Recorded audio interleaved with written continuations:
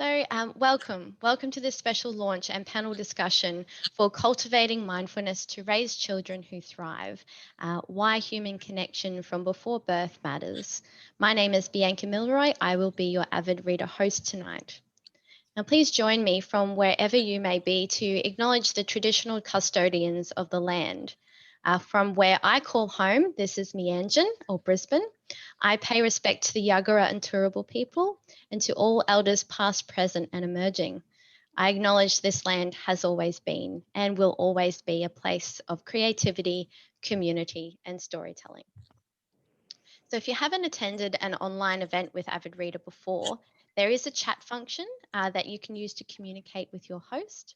That's myself. And when we call for audience questions, we're hoping to allow at least 10 minutes towards the end. This is where you can type them in so that I can read them out aloud. In the meantime, please feel free to send through your questions at any time. Now, you will be placed on mute for the conversation.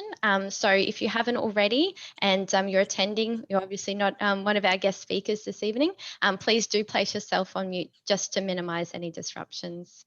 At the end, I'll allow everyone to unmute themselves so we can join in a round of applause. Without further ado, I'd like to introduce our special guest for this evening. I have some wonderful bios to read for you. Please join me in welcoming, first of all, Dr. Antonella Sansoni, who is a mother, foremost, clinical psychologist, researcher, PhD candidate, mindfulness teacher and facilitator, infant developmental massage teacher, author and artist. She has a special interest in the impact of the perinatal period on human development and mental health, integration of primal wisdom and science, psychosomatics, body language, and mind-body approaches to health enhancement, prevention, and healing. One of her main goals is connecting the academic world with the lay community and implementing services that promote evolution of human virtues and consciousness, well-being, peace, and life sustainability on our planet. Antonella's work with expectant and new parents and infants in the UK and Italy, field studies of African indigenous cultures, and inspiring motherhood have led to the writing of the book we'll be discussing tonight and the design of a PhD drawing on it. She has been granted the International Excellence Award from Central Queensland University and another full scholarship from Bond University, which is in Australia. Antonella has been involved in the World Association of Infant Mental Health, Marseille Society for Perinatal Mental Health and its Australasian chapter, Association for Prenatal Psychology and Health in the US, International Society for Prenatal and Perinatal Psychology and Medicine, Mother and Child Foundation in the UK for several years and regularly presented at their international congresses and written for their journals. Welcome, Antonella. Thank you. And with us also is Mr. Deep Datta, who is a consultant obstetrician and gynecologist at Tunbridge Wells Hospitals, NHS Trust England, and Board of Trustee and Council member at Royal College of Obstetricians and Gynecologists. Deep has served on many local, regional and national boards in England, has written business innovative plans for the improvement of women's healthcare, particularly in the fields of intrapartum care and perinatal mental health. He is passionate about education in obstetrics and gynecology, remains committed to research and is a scientist registered with the National Institute of Health Research, England. Deep has been honoured both nationally and internationally with numerous prizes and citations. And next, so welcome Deep. Thank you for joining us. We also have with us Professor of Clinical Psychology, Franco Baldoni, MD, PhD. He is the head of the Attachment Assessment Lab, Department of Psychology at the University of Bologna, Italy. His research studies have been on paternal mental health and he has published books and several articles. Welcome. Thank you, Franco. Olga Gauni is a whole self prenatal psychotherapist and educator. founder of Cosmo Analysis, the organisation that offers postgraduate professional education in prenatal and life sciences globally. Founder of the International Journal of Prenatal and Life Sciences, author and publisher. And welcome, Olga. We have with us Dr. Ludwig Janus, who is a medical doctor, a psychotherapist, prenatal psychologist, and psychohistorian, visiting professor, former president of the International Society for Prenatal and Perinatal Psychology and Medicine, Psychology and Medicine, and of the German Society for Psychohistory and Political Psychology, and author. I'm very fascinated to hear about more about that psychohistory. That sounds very interesting. So welcome. Thank you for being with us, Ludwig. Okay, and we've got guests with us as well. We've got John RG, and I have here noted we've got Troya joining us, but I'm not sure if Troya is joining us as well. She won't today because we have only one speaker. No worries at all. So just John with us, but also crediting Troya as well, Troya Turner. Yes, we have worked together for 35 years. Wonderful. And yes, it says here, pioneers of whole self pre-birth psychology since 1970. Authors, editors-in-chief of the International Journal of Prenatal and Life Sciences, 3-time elected vice president of the International Society for Prenatal Psychology and Medicine, and consultant and board member of the Village for Mother and Child in Milan. And last but certainly not least, so welcome, John, and thank you for being here. And we have Dr. Vivian Sable, my apologies. Vivian Sable is a clinical doctoral consultant psychotherapist, senior lecturer at Leeds Beckett University, creator of the Blossom Method, Enhancing Mother-Infant Communication, award-winning author, researcher, filmmaker, and artist, as we can see by her background there. Vivian is a former British language interpreter whose work with the deaf community has spanned over 30 years. And as a child of a deaf mother, she is particularly tuned to the world of the non-verbal or body narratives. So warm welcome from myself, from Avid Reader, and to all of our attendees this evening. I'll now pass over to you, Antonella, to get us underway. Thank you.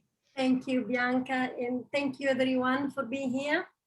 Thank you, the speakers. I really appreciate your presence. Why have I invited so many speakers, which is quite unusual for a launch? To convey the interdisciplinarity, actually transdisciplinarity of prenatal and perinatal psychology, and the relevance to all disciplines, all professional, with a concern of human development and society, welfare, economy, and sustainability, life sustainability of our planet. And I think this is revolutionary because prenatal and perinatal psychology has always been confined until recently. Sorry, I have something popping here. I can't, sorry about it. No, is everything okay? Why? I lost the video? No, you just select. Yeah, the one. Okay. Okay. Sorry. That's okay. And, we can see you and hear you clearly. So it's been confined to that period of life, which goes from conception to the first 2 years of life, but actually it's much more than that. And I want to, because I like storytelling, I want to tell a story about my childhood, because I think, because writing a book is a process, organic process, it's not a task.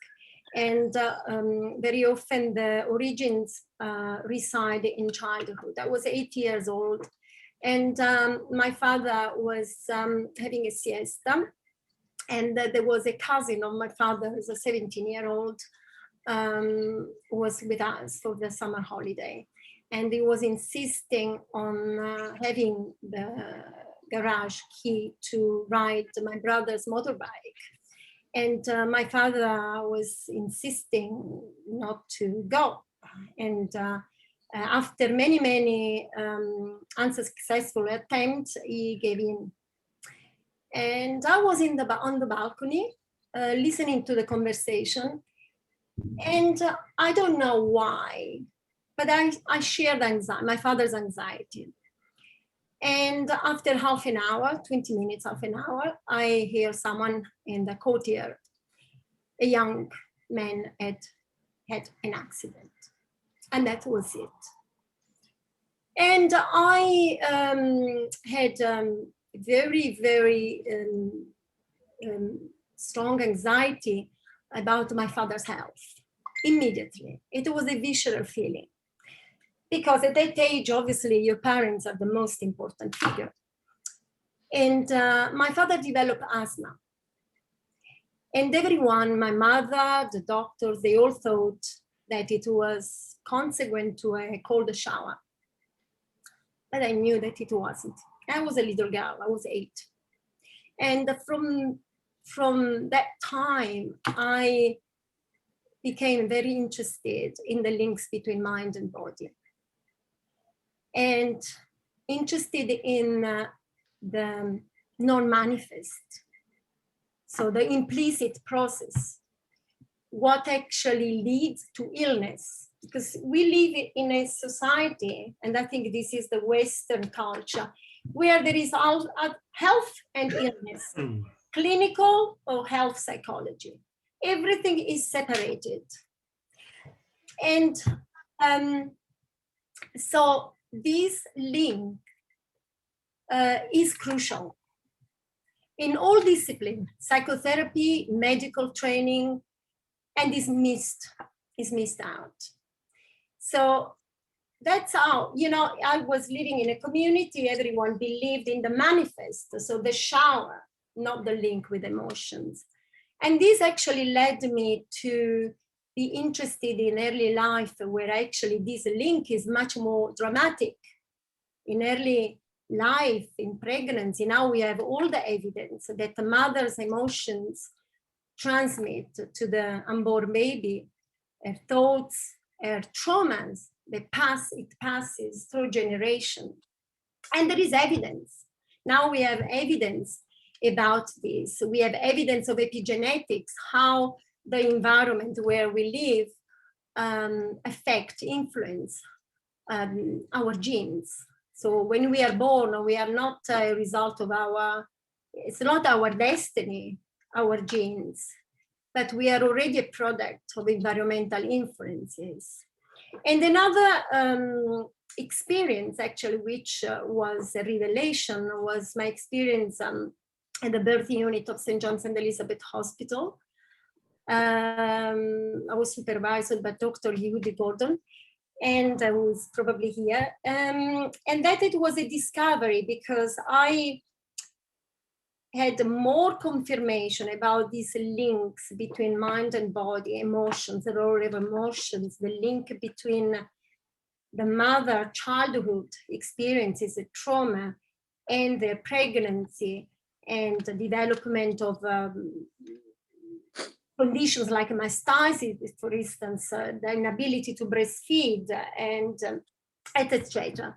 And then I met my husband, who was brought up in Africa, and he allowed me to access to the world of primal wisdom, the cradle of our humanness. And I became more and more aware of the importance of community, of the support the mother received from the community there, the childcare. The mother is never stressed because the childcare is shared. Aboriginal people, the same.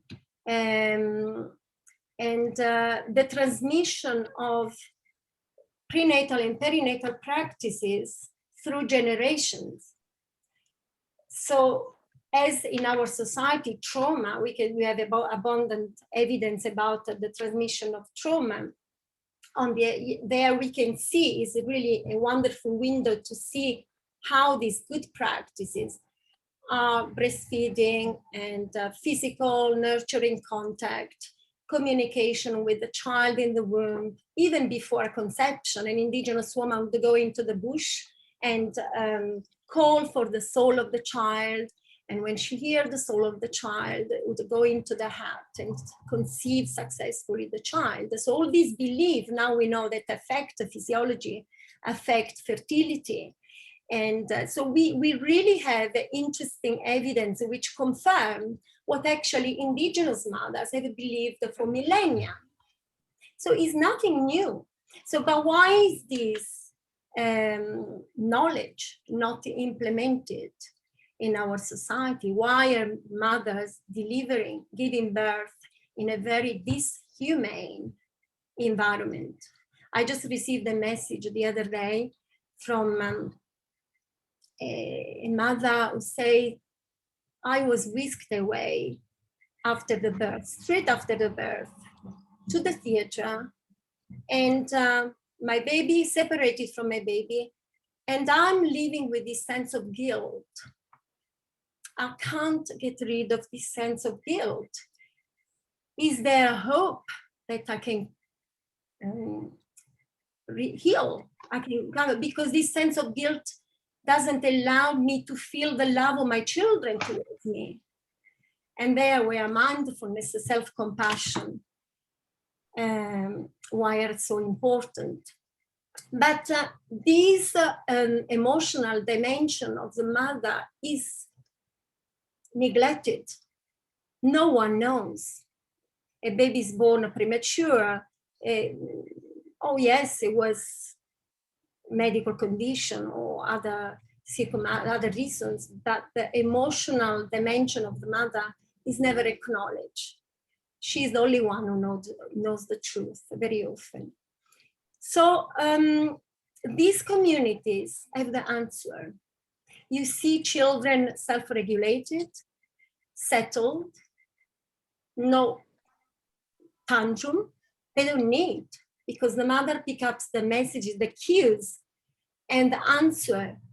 The mother can be responsive because there is time, there is a sense of presence and time to respond to the child. We live in a society very much under pressure, rushing all the time. And that's why mindfulness and compassion are a key, not just for the parents, because obviously they can, through the practice of mindfulness, they can foster the abilities required in parenting and to connect and respond to the child's basic needs, which are sense of presence, receptive attention, ability to read the body cues of an infant. And this is not possible in a rushing lifestyle, and where actually we live in a very mindless way, no mindfulness. And these skills, this set of skills is important for the practitioner as well, because to connect, to listen to the mother's experience with attention, so deep listening. And unfortunately, all these qualities, human virtues, are not taught in medical trainings, not even in psychotherapy training. And Vivian can confirm that. There is a poor awareness of the body language, the non-manifest, the energy fields between the therapist and the patient, the influence of the personality, of the heart qualities in therapy and in just interacting with a pregnant mother. So all this awareness, and then I was involved in political events at the parliament in UK to discuss strategies for pregnant mothers. All these experiences and many others led me to the writing of a book, which actually is of concern not just for the parents, but for all practitioners working with conceiving parents, pregnant parents, new parents, any stage, and which is actually of interest to anyone, because everybody has a concern of, you know, our very origins of personality predispositions, health, illness predisposition, and we are very much rooted in this early life, even preconception, because it's a window of opportunity. Can you imagine how much can be done months before conception to prepare a healthy womb for the child and to develop to his best, to so that his full potential can unfold in balance and in harmony. And while obviously the cortisol produced during when the mother is stressed and happy interfere with developmental processes and even child development. Now, I'd talk for hours, but what I want to say is that we are at a time now, and especially what we are all experiencing now with the COVID, and we are in a state of depression, global depression, where parents really need solutions more than ever. And I think the way is really towards self-development and community cooperation, because mothers evolved through cooperation, through community, and cannot do without support from the community. And now the community is represented by health services, social services, whatever it is.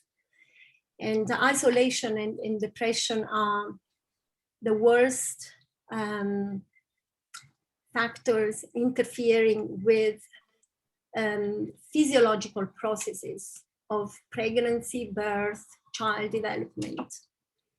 And I'm passing over to Deep now, because I'm sure you can link to what I just said with this very important role he plays in society. Deep. Yeah, thank you. Thank you, Antonella, and thank you to Bianca from Avid Reader for hosting the event, for Antonella for inviting me to write a foreword for her very impressive book. It's been a pleasure knowing Antonella, and what I have known of her over the years, in addition to her work in clinical psychology and research, is that she defines herself as a mother first, which I think is so important, because being a mother is how you first define your innate connectedness with your baby. And as an obstetrician over 30 years, and I've seen that many times, how the connectedness of the mother, or the mindfulness that Antonella talks so adroitly in her book, helps bonding with the baby. So she actually very cleverly writes and combines soul and science. She tries to draw relations from tribal wisdom, and most of the tribal wisdom across cultures is pretty much same or similar. Most tribes and cultures have looked towards the heavens, and there's a reason. Because if you look at the anatomical neuronal network, or a network of the brain, it's very much reflective of how the cosmos is. And there is this innate connectedness between the human brain and the cosmos, because if you really think about how life originated on Earth, it came to Earth on the back of a meteorite, and that's how life came. So we are all a part of the cosmos and the stardust. That's what children are. And I think that is what Antonella ascribes to when she talks about tribal cultures going out into the forest to ask for the soul of a child to come and reside within her. And I think it is this mindfulness that inculcates what we call the sustained protection or a protection instinct of the mother towards her babies. And I've sat for hours in debrief meetings with mothers who have lost their babies um, in stillbirth or neonatal deaths, and found that even the psychological resilience and adaptability very much depends on the resources of strength that the mother had while she carried her baby.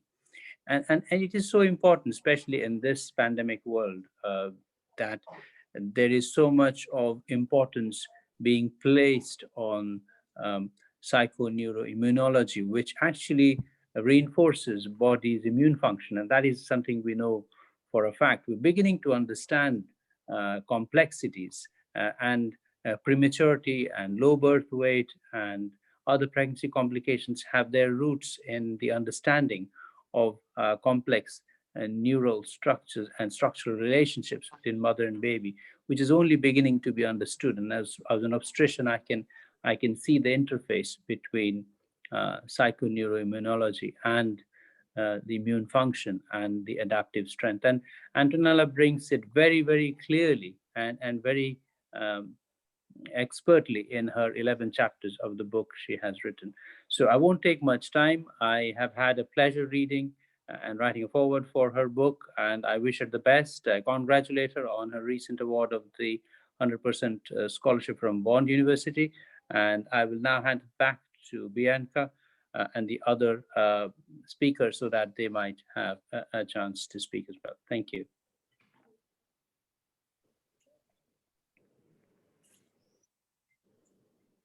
Miss Bianca. So Antonella, so I just welcome anyone, any other of our speakers that we have here this evening. It's a fairly informal format as far as I'm aware. So Antonella, did you have any preference for who will get to take the floor? So it's very meaningful then a consultant obstetrician has an awareness of what's going on actually in the mother and what actually might cause preterm birth, that there is something beyond, and Deep is aware of this other dimension I was talking about, which actually indigenous mothers intuitively know. They've known for millennia, and sadly, most medical staff is not aware anymore because we have hyperdeveloped the intellect, the rational part of the brain, and which actually we don't need that when it comes to pregnancy. We need to reconnect with our very mammalian caregiving nature, which is universal and connects us to the animal world, to the cosmos. But what we build massive expertises, but all in the head. And this disconnection, that's why I started with my experience as a child, this disconnection between the mind and body is which is the Cartesian split between, is the very cause of lots of problems and, in the medical system. And yes, thank you, Deep, for this awareness. Antonella, this is John R.G. Turner. I have to leave at 10:30 my time, so there's only about 20 minutes left. If I can take my few minutes now, then sure. I much relaxed. What I want to relate to is the story you mentioned at the beginning about the email you received from the woman who was guilty because her child was taken from her. And this is such an important point because there is the theory of the trauma of birth. The trauma of birth is not the actual physical coming out, it's being taken from the mother. the consciousness of the baby has been with the mother for at least 9 months, average, and now is taken away. And it's the sense of loss that is the real trauma that humanity is experiencing right now. When we look at the world, and you mentioned mass depression, it's because so many of the children of the world have been separated at this most important threshold into another aspect of life, where the separation, where they have not been able to be educated. One of the interesting things is human beings need to be educated into emotions. During the 9 months in mother's consciousness, they are getting some education in how the emotions function. But when the baby is separated from the mother, it has never learned how to feel love, compassion, or empathy for themselves, because they feel guilty, not on an intellectual level, but on an emotional level. They feel guilty because mother was taken from them. They must have done something wrong. So we need to just bring to the little point that for humanity to evolve to its fullest dimension, the baby and the mother need to be kept together so that mother learns from her experience how to mother, from the connection with the baby, the consciousness connection. And the baby learns about love, compassion, and empathy for itself, for the mother, for the father, for all of the society that humanity is striving in its evolutionary odyssey to achieve. Thank you. Yes, absolutely. And this, in traditional society, thousands of years ago, happened by default. So these delicate dynamics, this complexity, paradoxically unfold in a very graceful, simple way. In our society, actually, the denial of complexity, the non-acknowledgement of the complexity, causes complicated. Complexity, complex and complicated are very different things. Complexity can manifest through a very simple event, which is the birth, which actually has a lot of complexity. Complicated, it was happened nowadays, complicated pregnancy, complicated birth, because actually the complexity, the emotional dimension, intersubjective dimension between mother and baby. That's why my PhD is focused on the mother and baby communication, connection, because all started from there. But we need a community which believe in that, because if the mother believes in that and she believes in a hospital where the practitioners have attachment trauma themselves and they never solve these attachment issues and the trauma themselves, they project their trauma, and maybe they tend not to acknowledge what actually can be a source of pain for themselves, because they never worked through these problems. So it is really a community, society change that we need really to face. Yeah, and there is and this is beautiful because he's a biologist and anthropologist. Who says that Sloan Wilson is professor of biology and anthropology, and he says that the basic drive towards goodness, compassion, loving kindness, altruism, connectedness can be consciously nurtured and passed on to the offspring to overcome destructive emotions and create a better future for humans and the planet. And that this has to start very early on.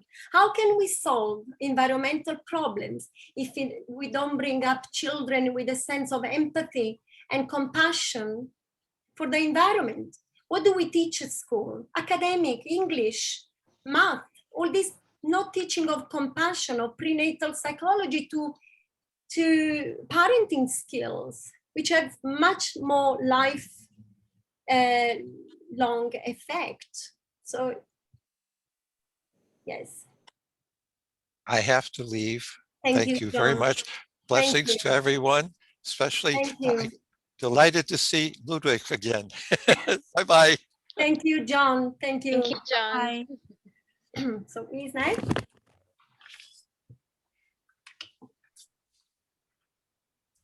Do we have well, Antonella, I guess you're moderating and that sort of thing, but I Yes. wondered if we could hear a little bit maybe from Vivian or Olga.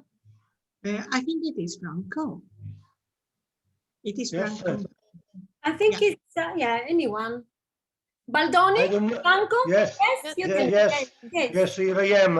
I don't know if we can go out of the time of the 10:30. Yeah, maybe we We- can because of the technical problems. Yes, did I start think a it bit will be later. Zoom. Yeah. Thank you. Yes, I will be very short. Okay. My English is not very good, but I try to be clear for you. Antonella's book, I think, is one of the few works in which parenting and perinatal are addressed in an anthropological perspective, integrating, perhaps for the first time, attachment theory, infant research, neuroscience, and finally taking into account the function not only of the mother, finally, but also of the father.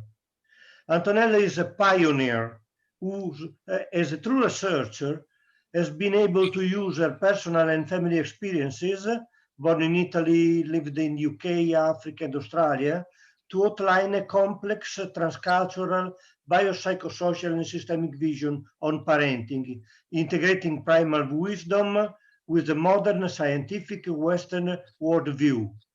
The central point is, why should we value the relationship between parents, mother and father, with the offspring from the first moments of life?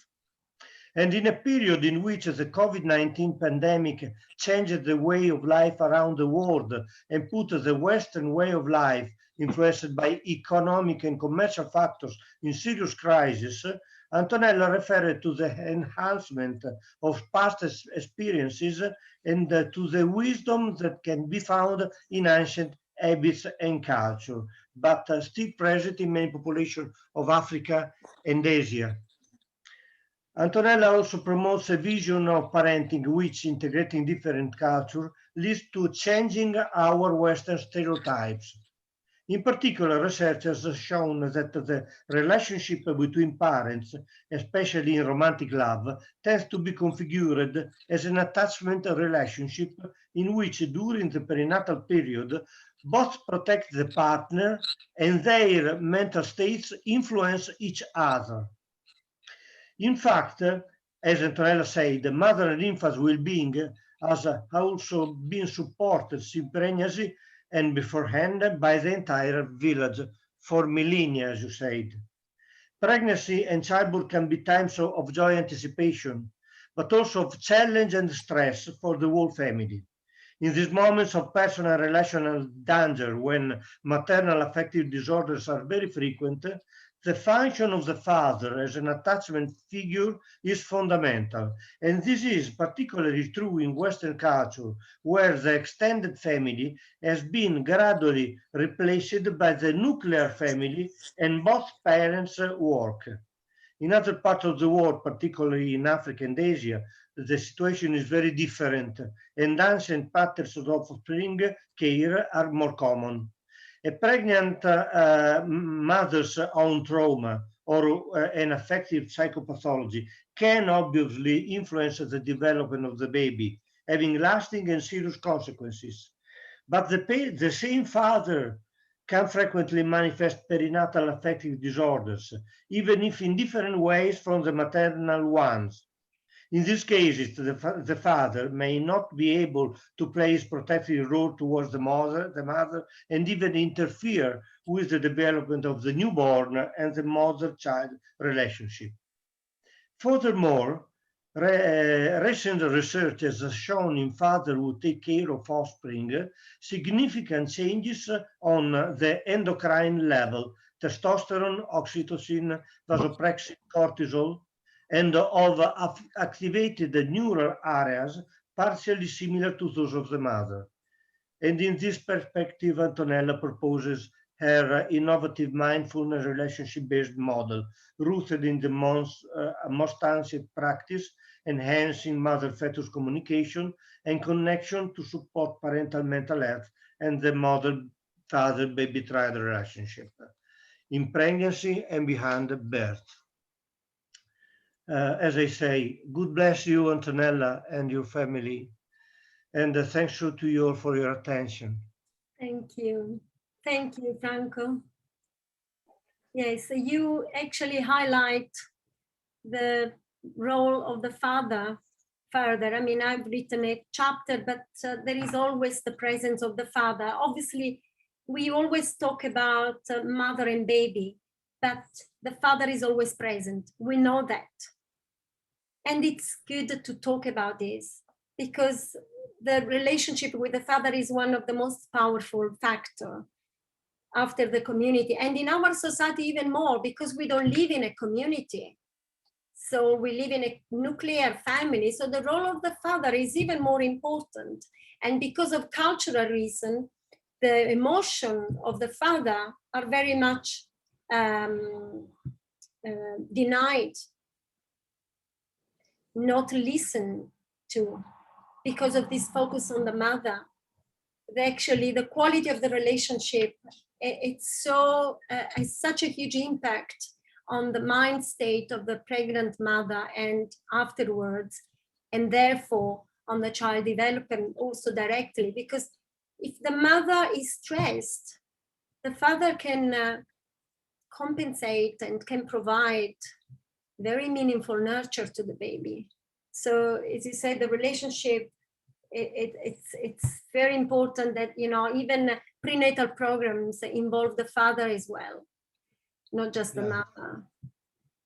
And, you know, it's very sad that in my research project, for timeline and other problems, we had to exclude the father. And but at least I know that later on I will be doing specific studies on the father as well. Yes, I think that the importance of the father is influenced from an anthropological point of view from the transition in Western culture from the extended family to the nuclear one. It is not possible to think about an affective disorder of the father during perinatal period in 19th century or the 18th century. Is a new fact, and is deeply rooted in the changing of the Western way of life, but is not the same in most part of Africa or Asia. Yes, indeed. There is more involvement now of the father in the child care and supporting the mother, but I think there are still a lot of, you know, stigmatizations and resistances. They are very, very deep about, for instance, men tend to somatize because they don't talk about their emotions. And so they turn to alcoholism, they turn to sex out of the marriage, they turn to lots of these activities because they cannot share, you know, talk with their friends or turn to seek help. Yes, and anger attacks. that are very frequent in anger, attacks, Yes, and violence. absolutely. In the father, here frequently the expression of an affective disorder and can be prevented if we know the way of expression of sufferance of the fathers. Yes. Thank you. Thank you for your work. Very important. You're welcome, work Antonella. with others. All the best, Franco. So who is next? You're welcome. If you have Olga. Yeah, Olga.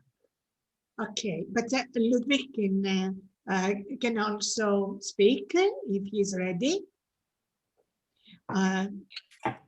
Okay, so first of all, I would like to thank you, Antonella, for the invitation to be part of this beautiful book launch, and thank you, Bianca, for looking after all these things today.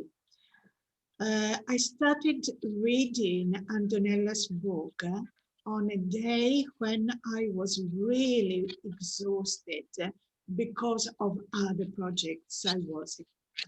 So I said, I need something which is positive. So I started reading the book, and chapter after chapter, I managed to regain my energy and my smile.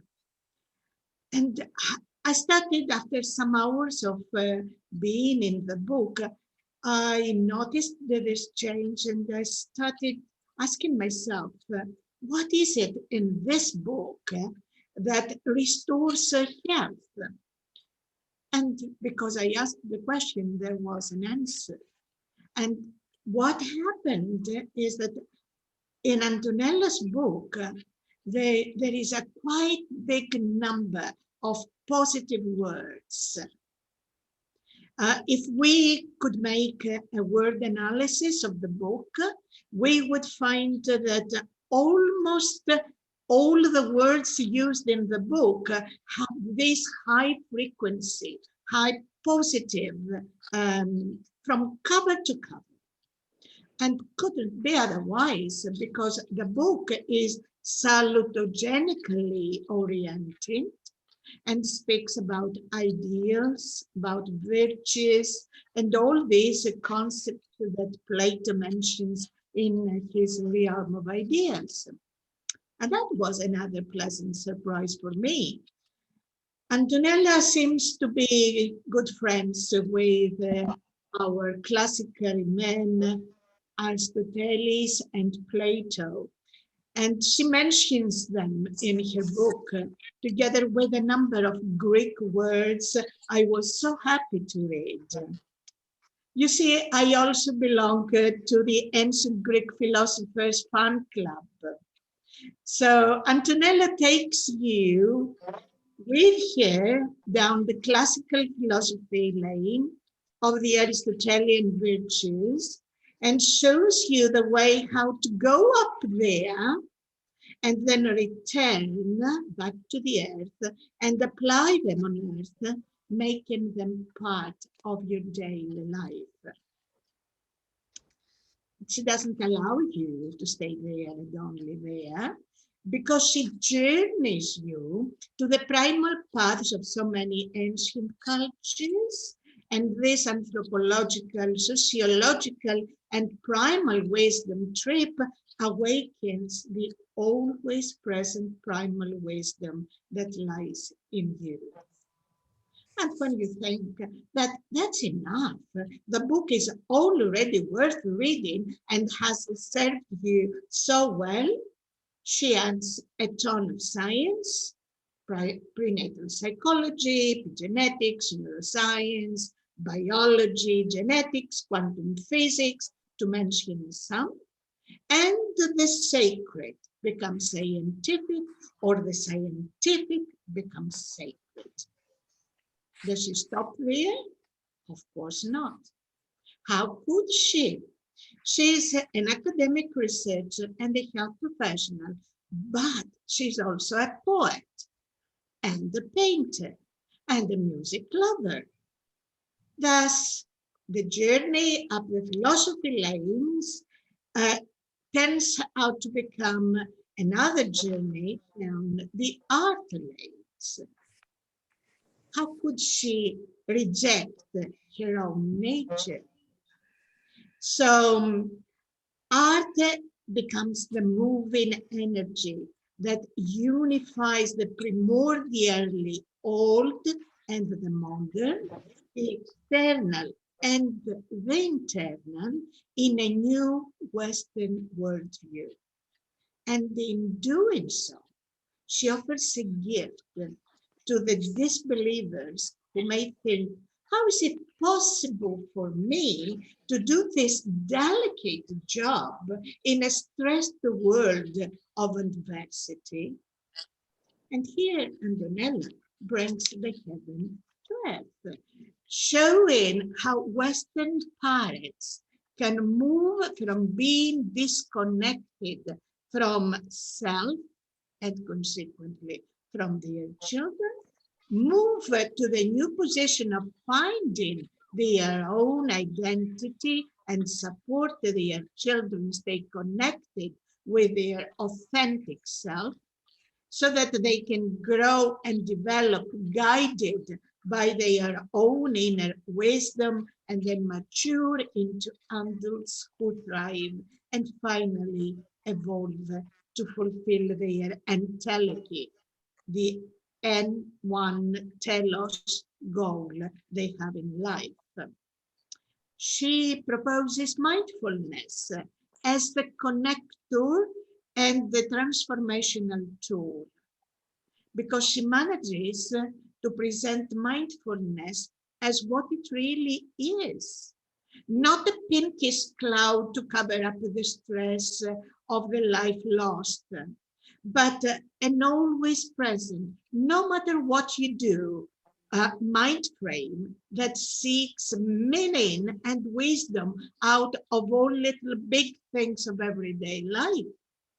And the new wow comes out of your mouth. Mindfulness, Antonella's book, is a book of wisdom. It bears depths and heights. It's a book that connects all elements that lie behind forms and dictates all forms. A book that is a hymn of the beauty of cosmos that comes from the outer space and disperses in the universes again. It is a book that speaks about the simplicity behind complexity.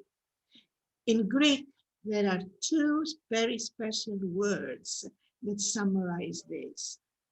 Agapi, the female polarity, and the logos, the male aspect. Both provide the big life formula. And this brings us to relationships. Both agape and logos speak about relationships, and so does Antonella's book. She manages to get the information from the big relationship with all in cosmos and narrow it down to the parental born-unborn child relationship. This book is see how to cultivate a mindset that practices virtues every moment in your life. And when doing so, change your vibrational field, becoming the kind, compassionate, trusting human being who, like the Hippocratean motto, practices no harm at all, but secures the safety ground to connect, bond, and inspire the same to the newcomers and then born children who do not need to disconnect, dissociate in order to survive, but can stay centered and thrive. The book is an eye-opener. Thank you, Antonella, for the treasure you have created and you are sharing. Thank you. Thank you, Olga. That was so wonderful and touching. Thank you. You. Thank you so much, Olga, for your beautiful words and that contribution. I'm just going to step in here very quickly because we've just had Vivian has to leave us a little bit earlier. If she may go next Yes, to speak. Sure, absolutely. Thank you, Olga. And Vivian, over to you. Thank you, Olga. Thank you. That was beautiful, Olga. Really beautiful. I can feel the emotion, Antonella, Olga. I can feel it really strongly from entering the space today. So if I can get through this without crying, it will be amazing. I just want to be very, very brief, and I want to make this a little bit personal, but not too personal. It was many years ago, probably around 10, when I discovered Antonella's wisdom, and following the writing of my own book, I was delighted to discover the work of Antonella. In fact, I was so delighted. I found her on social media. I reached out and we made a plan to connect, and we have been connected ever since that time. Regardless of distance, we are always there, and we will always remain connected. I wanted to share just a very brief recommendation for this book and share more in relation to perhaps Antonella's determined self. She has gone through so much to get this book to print. So many things. I don't need to mention any of them. I think the people that know, and it is here, and the fact that it is here is really down to your determination, Antonella, and your drive and your commitment to getting these messages out there.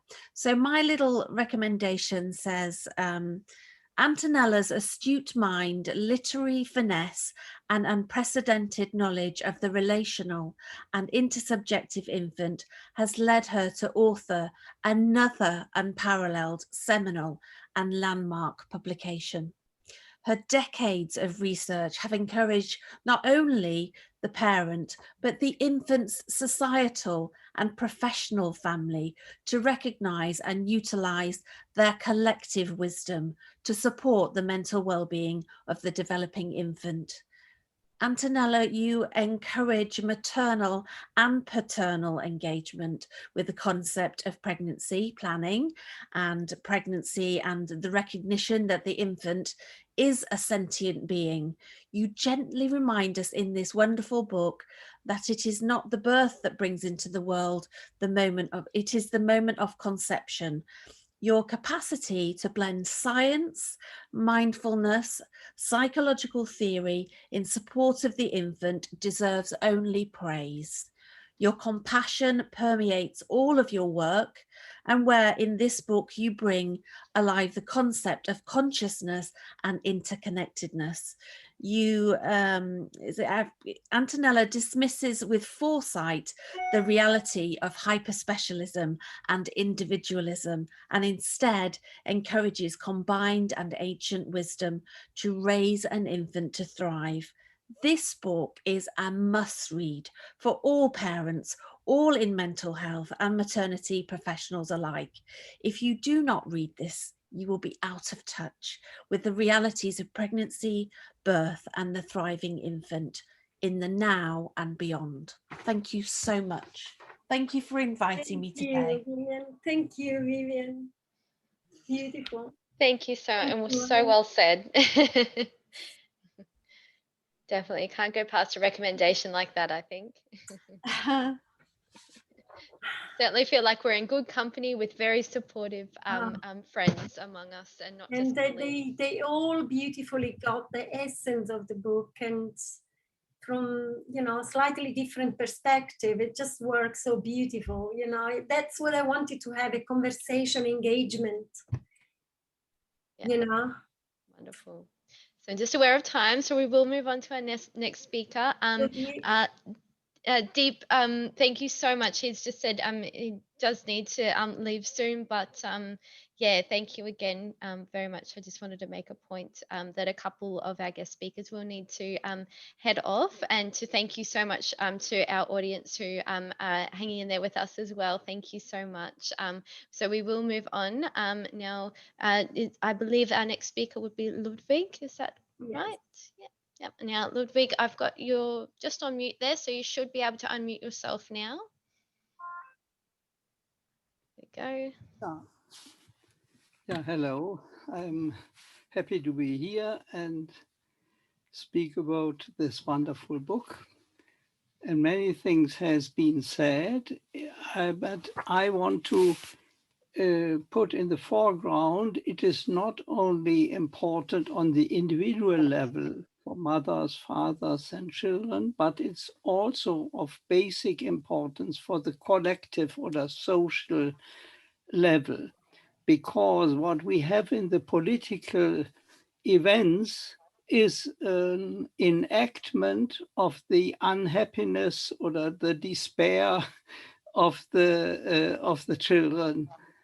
The Putin was an unhappy child, Trump was an unhappy child, and Erdogan as well, and they are reenacting their unhappy children conditions in our world despair. And it is so important to know this, because the tool to change from war to peace is a good primal beginning, as Antonella it describes in his book. It's not only a nice book, but also it should be an alarm call, alarm call for the society. And it's coming from a mother and a female, and that is so important, because in the past, many men spoke or began to speak. And I want to mention a book just of 3 men, Handbook of Prenatal and Perinatal Psychology. And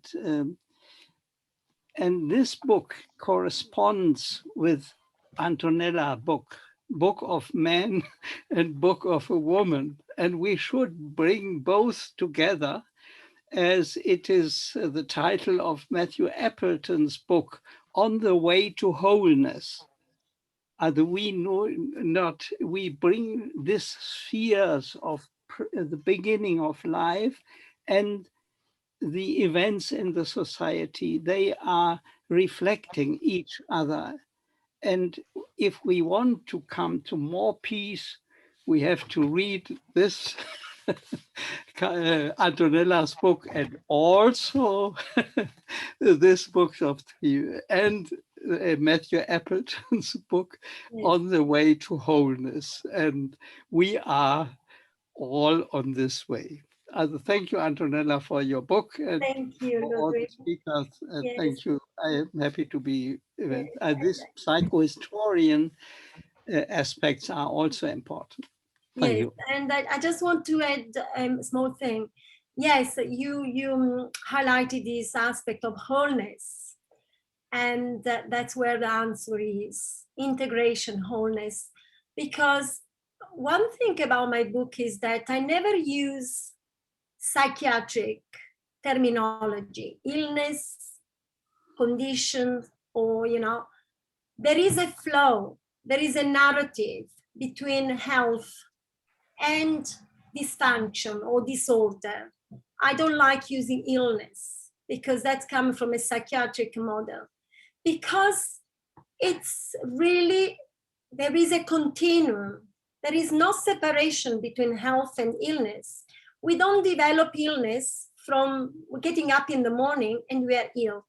There are physiological processes going on between a condition or dysfunction develops, which are not seen. And that's where what I'm interested in. And that's why I developed these programs for pregnant parents, which is called the mindfulness relationship-based program, because it's focused on mindfulness, but also the communication with the unborn baby. And the shift is from expecting the baby after birth, so the baby is here. So start the relationship now and possibly even before conception. So there is a lot going on during pregnancy, which is missed by midwives, practitioners, which is the mother intersubjective reality. And that's what we need to address with the proper support. Identify before the dysfunction appears. When the mother is in need, understanding the mother's basic need. Why to wait for the dysfunction to occur? For the mother needing psychotherapy, there is something which is before then, which is the approach, the interaction with the practitioner, compassionate, connected, time for listening. I mean, the mothers go to the GP is 2 minutes and looking on Google to find answer. It's the human connection that is missing, and that's the answer, is the wholeness. We go to the doctor, and personally I don't, but and they focus on the symptom, not on the wholeness of the being of the mother or anyone. I mean, client. I mean, we are talking about mothers because of the influence, the environment that they create, and the whole community on the influence on the baby's development. So this wholeness, and thanks for having mentioned Matthew's book, which is wonderful. I'm reading it because they're really, and your book, I mean, your co-author book, because they're really resonant. They're written by men, but with a feminine part, that feminine that we need from men, this integration. And I have to say, there are more books written by men than by women. Why is that? Why? It is true. Am I correct? There are more books on prenatal, and perinatal written by, there are no books written during pregnancy. I mean, my other books, which I will probably publish with Olga, is on my memoir of pregnancy, which in this book, there are links, but they will be actually all my memoir of pregnancy, where I was writing during my first pregnancy, because I didn't have another child, obviously, to focus. All my focus was on this child, exposing to the music, and all. That's what indigenous mothers do.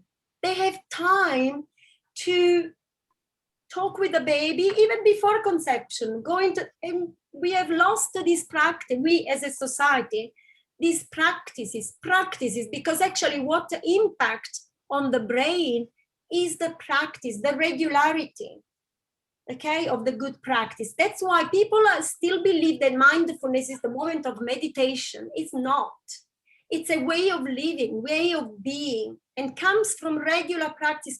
It's not about perfection, absolutely not. It's about awareness of the mistakes, awareness of what's going on in your interaction with the baby. Is pure awareness, so that the next time you will have more awareness to mitigate the risk of that misstep. I don't want to call it a mistake, misstep. Yes, please. Go on, Ludwig. I want to make a remark. Why we are all, or the majority of the population, are fascinated by thrillers and criminal films. And we have to be aware that we are in this thriller fascination in resonance with the criminal conditions of our primal lifetime. It is what John Turner said, it is the basic experience of loss and criminal rage. Yes. And death is reenacting in the Trump and others, and Assad and so on, but also in the fascination every day in German television, 3 or 4 criminal films. The people they are not aware that they are resonating with the criminal conditions of their primal situation, and that could be made more aware. And because of the lockdown, obviously people spend more time watching films and watching, you know, in a depressive state. What do? You watch more action and, you know, crime thrillers. But your book will be the alarm call for a big change. I was going to say, I hope more people are following in the reading trends, because I'm very glad to hear that there's been an 8% increase, you know, sort of worldwide, in book sales and that sort of thing. So, yeah, so that's a very interesting perspective and point to bring up there as well, about the thriller phase. We are going to have to wrap things up there. We have gone over time, but I'd like to just say thank you to each and every one of our guest speakers. Thank you, Antonella, for being the organizer of this and the author, and of an amazing, incredible book. And it's been just such a pleasure to be here to hear everyone's journey, and sort of, you know, obviously there's just so much respect and support in the community as well, in what you practice. So we didn't get any questions on the chat, and we have run out of time. So very briefly, if you just want to say a few words, Antonella, and we'll finish up there, if that's okay.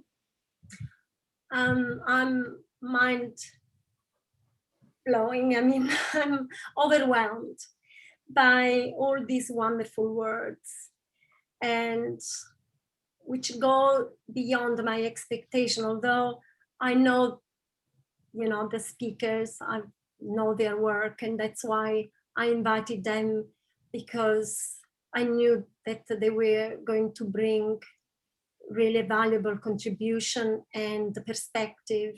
I wanted to hear different perspective, and I knew that their intervention would have been more valuable than my speech, because obviously it's my book. It's obviously that I support, you know, I represent my book. So so I want just to thank you from the bottom of my heart. And it's been really a process. It's taking several years working on. Actually, as I say in my acknowledgement, this is not the book I had conceived. It just took its own direction because of other experiences I had. And it's beautiful, because it's not a task. It's never the book you plan to write. And that's, you go with the flow of event and experience. That's why it's an organic process. And especially this kind of books, and unlike novel books where, you know, you can really sit and work with your imagination, but this kind of books, you really need to, there is always a dialogue between your experience, your work experience, your scholars, your inspirational scholars, and that, you know, my advice I would give to the audience: if you want to write a book, don't stick to your training. Choose the books which inspires you. And that's what I've been doing.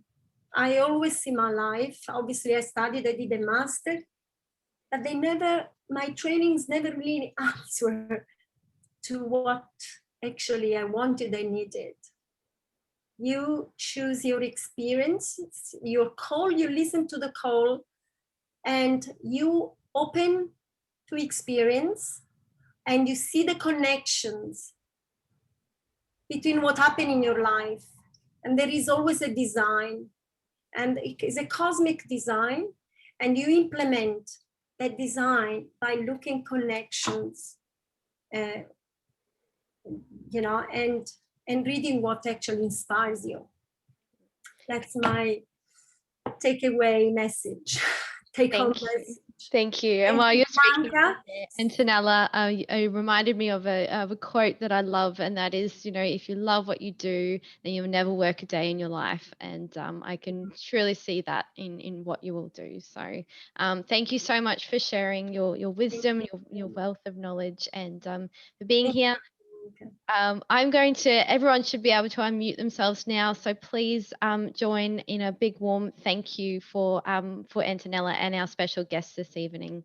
Thank you. Thank you, everyone. Thank you for joining us from Thank all you. parts of the world. Thank you.